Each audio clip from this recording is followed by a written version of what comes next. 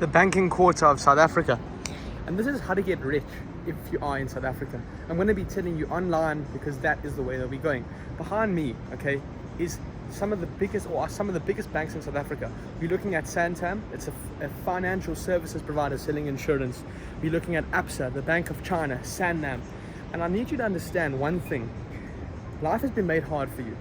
It has been intentionally, discussed that and implemented that you're going to be poor forever. Let me be honest with you. There's a system which exists, which needs majority of the population to work so that they don't revolt. There's something called Panem circenses. It's an old Latin phrase you can go look up, which reverts to bread and circuses. If you give a population bread, which means you feed them, and circuses, entertainment, and so long as they're working, they will never revolt against your government. They will never, form opposition parties, etc., to remove how much money you're making. And I want you to understand that these banks, the reason why they can afford properties which are worth over billions, over 1 billion rand, is because they need you to work for them. Let me explain. I wanted to buy an apartment, right, or at least lease it, and it was going to be a 3 million rand loan with a small deposit. So I thought, okay, no problem. I would rather, take a small loan and repay it for the rest of my life. I said, give me a long lease, 30 years. And they said every month it's going to be like maybe 10, 15,000 rand. I thought, what? 15,000 rand for 30 years? It's a lot of money. So I started asking them questions like, how much am I going to be repaying in the near future? At the end of 30 years, yes, it's 3 million today, but how much will I pay? And you know what they told me? 9,200,000 and something thousand. I said 9 million for 3 million rand property.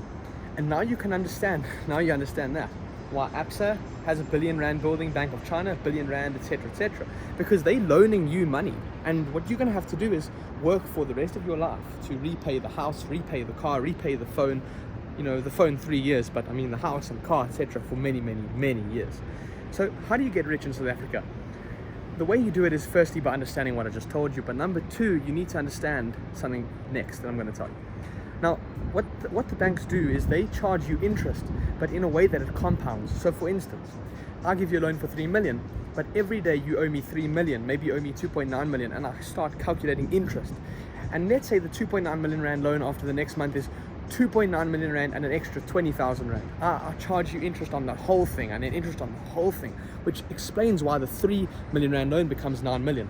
You can do the same thing, but the problem is people don't have the discipline required. If you earn 10,000 rand in your job and you save it, next month with interest, it will be 10,100, let's say. And now you're going to earn interest on 10,100. But the problem is that people cannot save that 10,000. They need to take the 10,000 and pay for their rent, pay for food, and only save 2,000, which means they're always spending more than the interest, and they're never going to benefit from the compounding effect. So how do you get rich? Number one, you got to find a way to make money. And it doesn't matter. Here's the thing. You don't need to break free of the 9 to 5 to, make yourself free in the long term or get rich. That's a complete lie. If you have a job and you earn anywhere above 5 to 10,000 rand, you, my friend, can be rich, but you need to have the discipline required to save as much as possible. If that means go and stay with your parents, you got to go stay with your parents. The problem is people move out too quick, too fast. They get loans. And here's the worst thing. When you go to university, what's the first thing that happens? You actually get in debt. There's something called de jure and de facto. De jure is by order of the law. So we'll say you're going to university, you're going to get educated. Yes, that's the intention. But de facto, what actually happens in actual fact on the ground, you get in debt. And once you're in debt, that means you're super messed up. You're like completely backwards. Forget about being on zero and starting to go from zero to hero. You're going from minus 400,000, minus 1 million, whatever it is that you took your student loans for. So how do you get rich? You find a way to make money, and it doesn't matter what it is. You can make videos on YouTube and hopefully get enough views that you can monetize the channel, like I'm attempting to do. That's one way. You can get a job, like I've also attempted to do, or many other people. Doesn't matter if you're working as a waiter, you're working as a salesman, you're getting paid your basic annual commission. But so long as you stack as much cash as possible and allow your interest to work. Let me give you an example. I put it into the calculator, and a compounding interest calculator at only 5%, and then change it to 6%. What is it?